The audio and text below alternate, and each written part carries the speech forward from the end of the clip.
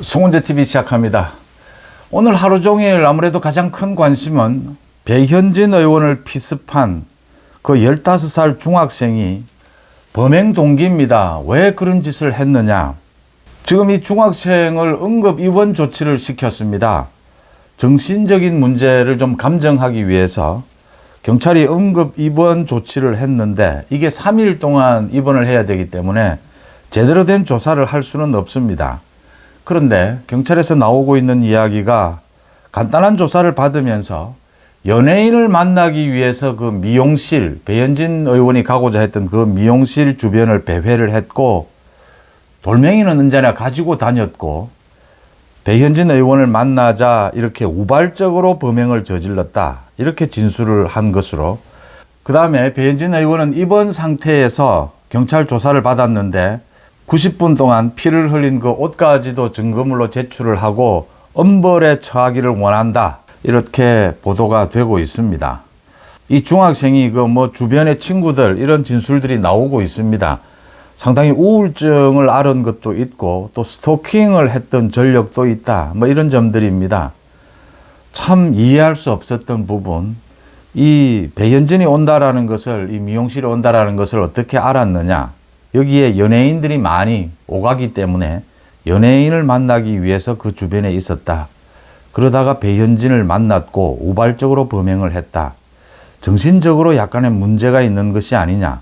이 부분과 관련해서 민주당이 또 경찰을 공격을 했습니다.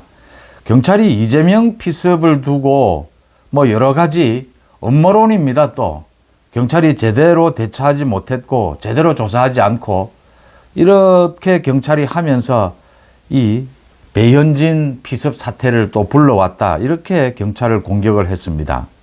이렇게 민주당이 계속 거짓 선동을 늘어놓고 이러면 이 시사적인 문제, 배현진을 둘러싼 또 이재명을 둘러싼 이런 피습 문제가 뭐 상당히 복잡하고 이러니까 또 진영별로 뭐 개딸, 강성 지지층이 있고 하니까 이게 어느 정도 그냥 이런 가짜 뉴스들이 먹혀듭니다. 이제 민주당이 그걸 노리고 있는 겁니다. 이런 민주당의 태도, 거짓 선동, 거짓말, 이 눈속임 이런 것들이 통하는 부분이 또 한 곳이 있습니다. 오늘 관심을 끌은 것이 배현진의 이 피습 문제도 있었고 또 하나는 이제 총선이 70일 남았습니다. 민주당이 이 선거제도 비례대표 의원 어떻게 배분할 것인가 합니다. 지금의 연동형을 그대로 가져갈 것이냐 병립형으로 되돌아갈 것이냐 이 부분에 대해서 결정을 내리지 못하고 있습니다. 이 부분에 대해서도 거의 대부분 지금 민주당의 주장들은 국민들을 속이는 겁니다. 이재명이 지금 국민들에게 사기치고 있는 것입니다. 왜 그런지 한번 짚어보겠습니다. 오늘 민주당의 80명의 의원이 기자회견을 가졌습니다. 병립형으로 돌아가서는 안 된다. 연동형을 그대로 지키고 민주당의 위성정당도 만들어서는 안 된다. 소위 정의당까지 포함하는 좌파 대연합입니다. 비례연합, 대연합 이렇게 해서 선거를 치러야 한다. 그래야 민주당 주변의 이 좌파 모두가 연대해서 총선 물론 앞으로 또 대선에서도 승리할 수 있다. 이런 주장을 했습니다. 이재명도 결정을 하지 않고 있습니다. 이재명도 그동안 준연동형으로 갈 거냐 병립형으로 갈 거냐 이쪽 저쪽 뭐 왔다 갔다 계속 했습니다. 이러는 와중에 가장 재밌는 겁니다. 이수진 의원 판사 출신이죠. 이 서울 동작 지역의 국회의원입니다. 이 이수진이 오늘 오전에는 연동형을 주장했다가 오후에는 병립형을 주장을 했습니다. 그러면서 자신이 여러 가지 의견, 당내 의견을 듣고 자신의 입장을 이제는 최종 결정한 것이다. 왔다 갔다 한 것이 아니다. 이렇게 변명을 했습니다.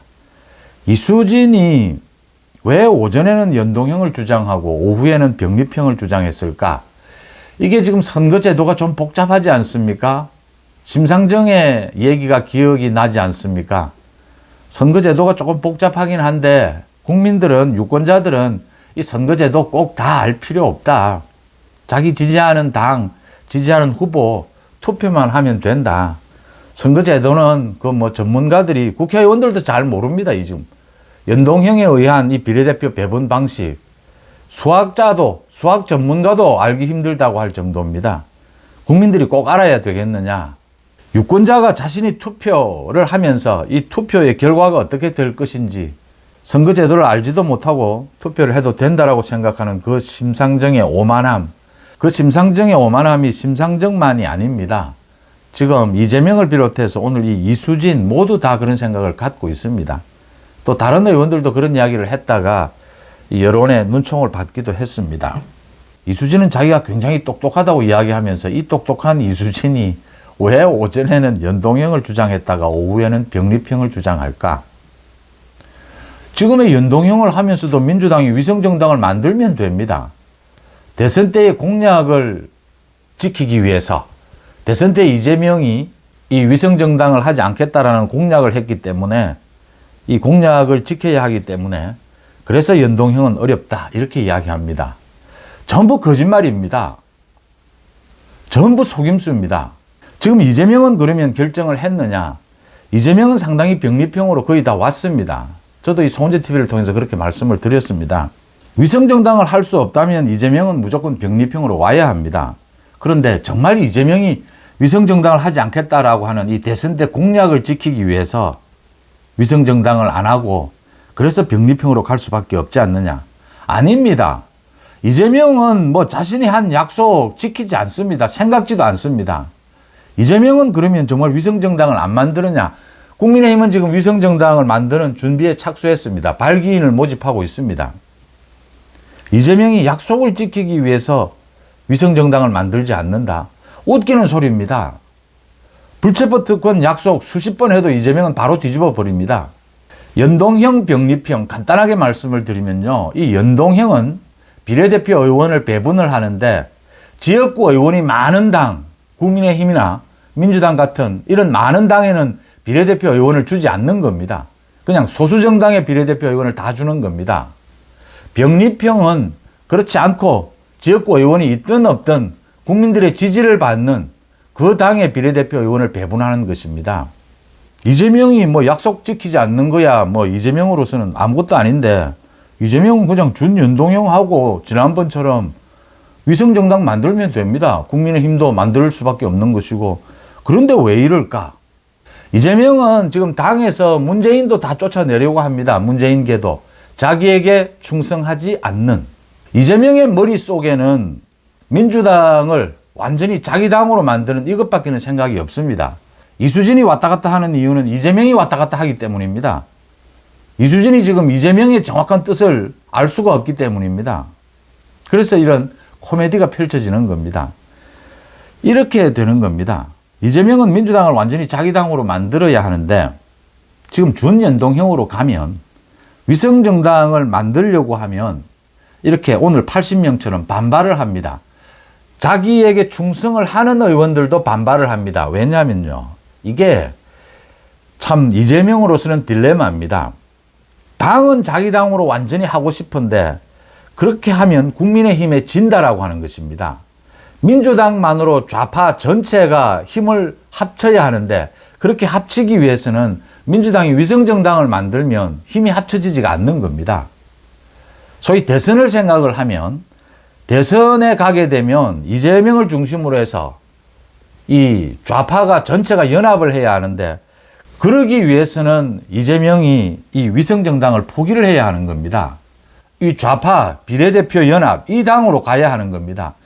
민주당이 위성정당을 만들지 않으면 연동형으로 갔을 때 위성정당을 만들지 않으면 제1당 경쟁에서 거의 99% 국민의힘에 집니다. 국민의힘은 위성정당을 만들기 때문입니다.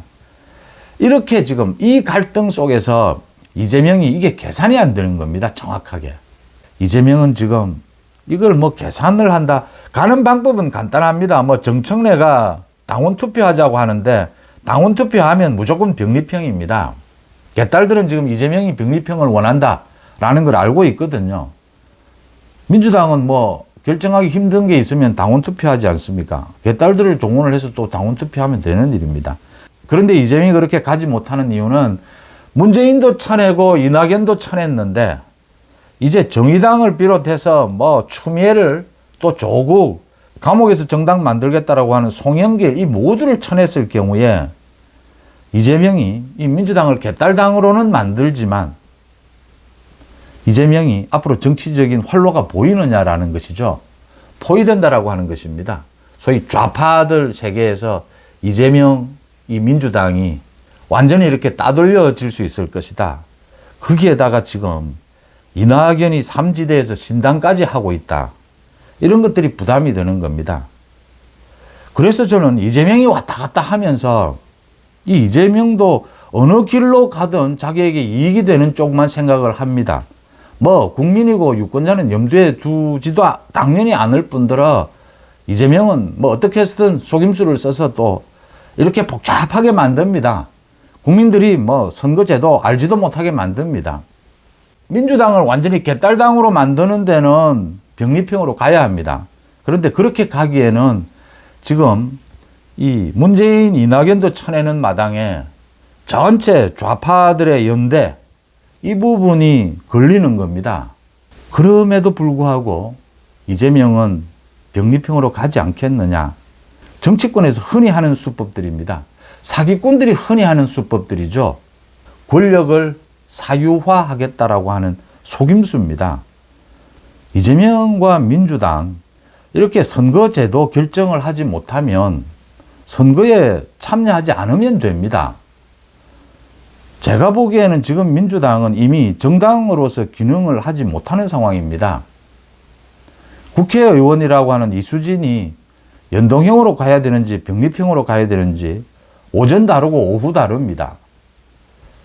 이재명의 민주당 개딸당 안에서도 반으로 두동강 나가지고 병리평, 연동형을 주장합니다. 이재명도 계산이 안 됩니다, 지금. 자기가 살 길이 어느 쪽인지, 이쪽인지 저쪽인지. 국민의힘이 이 부분은 잘하고 있습니다. 당연히 잘할 수밖에 없는 게 이 연동형 이걸 저지른, 위성정당을 저지른 게 민주당이기 때문입니다. 지금 그 뒷수습을 하고 있는 상황인 겁니다. 국민의힘은 위성정당 만들고 기다리면 되는 것입니다. 이런 정당이 민주당의 지금 정당 운영, 민주당이 총선을 치르는 그 모든 비용을 넘치도록 국가 예산으로 지원합니다. 민주당이 지금 당 운영 넘치도록 국가 예산으로 지원을 해서 돈이 남아 돌고 있습니다. 한동훈 위원장의 지지율이 50%를 넘었다. 52%였다. 박근혜 전 비대위원장, 박근혜 전 대통령이 비대위를 이끌 때 그때 받았던 지지율, 소위 보수 우파에 받았던 지지율, 그 52% 수준이다. 선거의 여왕으로 불렸던 박근혜 전 대통령의 버금가는 또는 넘어서는 한동훈의 지지율을 보이고 있다. 그런데 한동훈의 이 지지율은 높은데 국민의힘 지지율은 왜 저 모양이냐?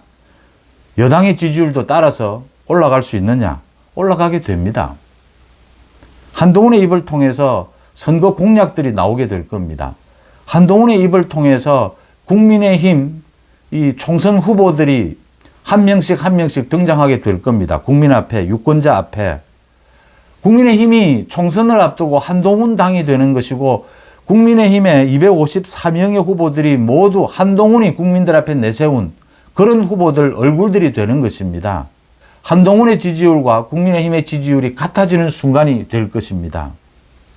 저는 민주당이 그동안 우리 헌정사에서 민주당이 다 나빴다라고 생각지는 않습니다. 그런데 이재명이 당대표로 있는 민주당은 정당이 아닙니다. 이런 정당을 총선에서 정말 유권자들이 심판하기 위해서는 한동훈의 지지율이 더 올라가야 하고 그 올라가는 지지율에 발맞춰서 국민의힘의 지지율도 올라가야 된다라고 생각합니다. 국민의힘이 다 잘하는 것은 아니지만 여러분들은 어떻게 보십니까? 송은재TV 마칩니다. 고맙습니다.